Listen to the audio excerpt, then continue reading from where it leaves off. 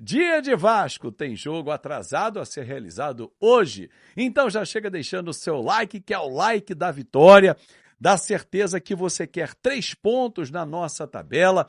Comenta quanto vai ser o jogo hoje diante do Bahia às 7h30 em São Januário.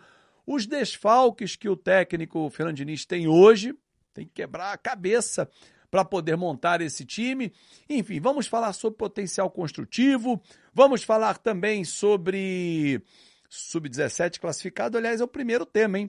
O time Sub-17 do Vasco está classificado para a fase quartas de final do Campeonato Brasileiro. O time empatou com o Atlético Mineiro em 2-2 e avançou. Ficou em oitavo, pega o primeiro colocado, o Palmeiras. Fase quarta de final e semifinal, as duas fases apenas em jogo único. Então o Vasco enfrenta a equipe do Palmeiras. Passando por esse confronto, pega o vencedor de Bragantino e Grêmio. Bom, mais uma, e parabéns, né? A molecada. Aliás, do nosso Sub-17 vem um moleque hoje para a lista de convocados para o jogo com o Bahia, o Diego Minetti, que é um moleque de muito valor.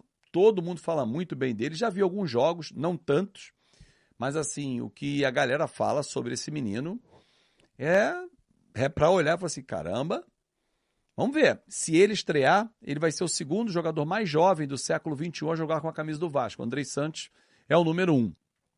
Vamos ver, tomara que ele consiga ter oportunidades, como o Elder também, que está na lista de relacionados, porque o Ryan, por exemplo, que ainda não está vendido. Ontem eu conversando com um dirigente do Vasco, falou assim, não tem essa venda ainda não. Respeito, né? Inclusive nossos amigos do Atenção Vascaínos trouxeram essa informação, mas ontem conversando sobre um outro assunto que envolvia o ano que vem, uma outra situação do Vasco, né? Potencial construtivo, que eu vou desenvolver daqui a pouquinho, e eu perguntei, cara, e o Ryan?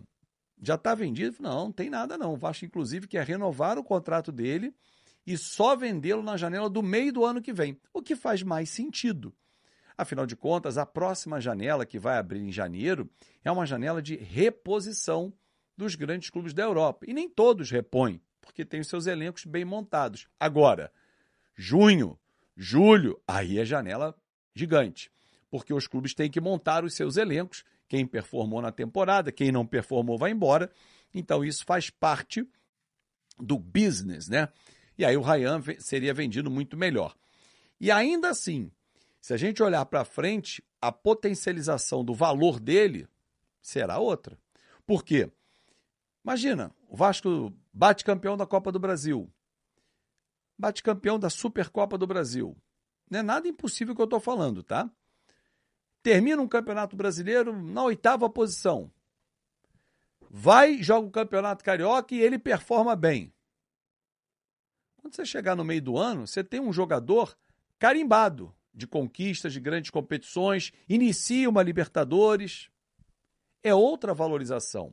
Ontem na live de membros, aliás, convido você a tornar-se membro do nosso canal, a gente estava debatendo sobre isso. Ah, quanto vale o Ryan? Aí cada um dizia um valor a 30, 40, 50. Mas assim, não é quanto a gente gostaria que fosse vendido ou o que o nosso coração fala, mas o que o mercado paga. Hoje o mercado paga pelo Ryan 10 a 15 milhões de euros, no máximo. Pô, se conseguir 20, espetacular. Mas é muito difícil, porque, infelizmente, o nosso clube, que pertence ao Ryan, né? O Ryan pertence ao nosso clube, não está jogando as grandes competições. Se ele estivesse jogando Libertadores, 2, 3 edições seguidas, o Vasco brigando na parte alta da tabela de Campeonato Brasileiro, Copa do Brasil pelos títulos, era outra valorização. O mercado olha isso. Pô, mas se o Vasco for campeão estadual 3 anos seguidos, não é o campeonato que o mercado olha. Enfim. Bom, vamos falar sobre a arbitragem hoje. Meu Deus do céu, cara. João Gobi, de São Paulo, federação que tem o Santos interessado demais no jogo de hoje. O Vasco vencendo, ultrapassa o Santos, o Atlético Mineiro e o Internacional e vai para a 13ª posição. Cara, tem 423 árbitros, 527 assistentes. Aí a CBF vai lá e escolhe o João Gobi, que é de São Paulo. Federação que tem um clube interessado no resultado. Além disso, bota esse sujeito que no ano passado expulsou o David de forma esdrúxula num jogo com o Bahia. Aí é sacanagem, cara. Aí é querer brincar com o torcedor e principalmente flertar ou doido para dar uma cagalhopança em São Januário hoje. Não, né? Não precisava. Bom, potencial construtivo. Deixei, inclusive, uma matéria lá no nosso site. Gente, eu convido você, se não acessou ainda, fanaticovascaíno.com.br, acesse. Tem muita notícia por lá também. Às vezes não dá conta, né, de produzir tantos vídeos para tantas notícias e estão lá. E, inclusive essa que eu estou trazendo aqui. Ontem a galera do UOL publicou a matéria de que o Vasco teria ampliado o prazo para 12 de dezembro. Procurei o Renato Brito Neto, que é o segundo vice-presidente geral do Vasco, que é um dos responsáveis pela venda do potencial construtivo, pela busca dos investidores, enfim, da empresa.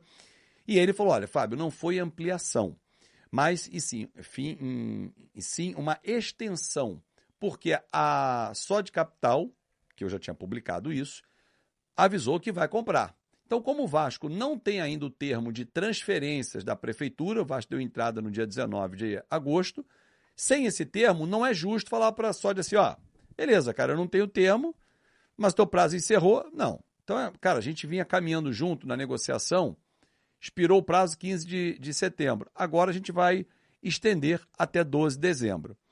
E aí perguntei em relação às obras. E aí isso atrasa as obras? Não. O que vai atrasar a obra é não ter o dinheiro, porque o que vai impactar é ter o recurso.